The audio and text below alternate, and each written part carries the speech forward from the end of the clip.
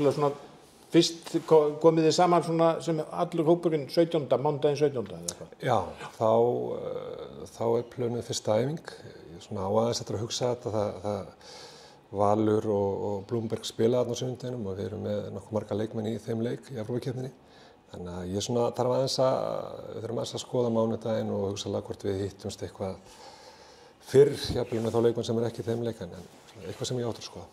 Og svo verðið þið hérna heima í 4 daga og farið þá til Færeyja á föstudeginum. Föstudagsmorgni, já. Förum við til Færeyja.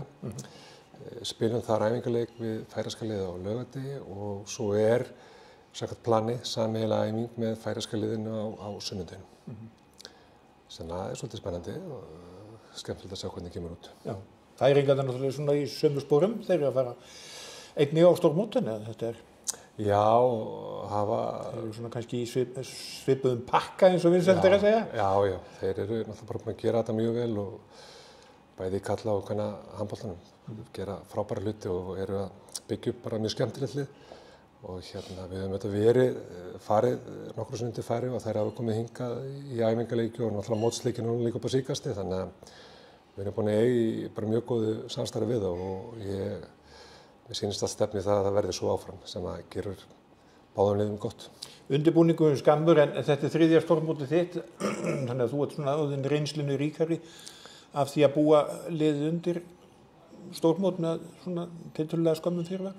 Já, þetta sem betur fer, maður lærir af öllu því sem maður gerir og svona mitt nær að svona haga undirbúningi eftir því sem maður tekur með sér á seinasta móti og 3. mót núna og ég hlakka mikið til að takast á þetta. Þetta ofboðslega skemmtilegu tími, þú fær tækifæri að vera hérna í svona lokaðri búblu og pæla í einhvern veginn handbolta og með áhugasömum stelpum sem að stanslaust að vinna í því að bæta sig og gera betur og það er eitthvað sem maður sækist eftir.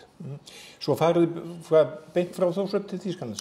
Já, förum á mánudeginum, fljúgum reyndar yfir til Lúx og keyrum svo niður til Stuttgart, þannig að við erum komið þangað seinni part mánudags og eigum svo líka við Þjóðverjana á miðvikudeginum. Miðvikudag Þjóðverja, föstudag Serbana og svo sunnudeginum Úrúgvæ. Íslenskt landslið hefur ekki unnið leik á stórmótið og öll landslið saman tekið síðan íslenska handboltalandsliðið eða karlalandsliðið vann Argentínu í lok janúar. Já, það ekki komið röðin að því að vinna fyrsta stórmótsleikinn? Jú, við auðvitað náttúrulega vitum alveg að við erum að fara í hörkuverkefni á móti Þjóðverjum og Serbum sem eru með frábær lið. Það verða krefjandi leikir en skemmtilegir og við ætlum okkur að fá eins mikið út af þeim að hægt og sjá framfarir í því sem við erum að gera. Við ætlum okkur að vinna Úrúgvæ, þannig ég svari spurningunni játandi, við okkur langar upp í milliriðilinn og þá þurfum við líka að vinna Úrúgvæ.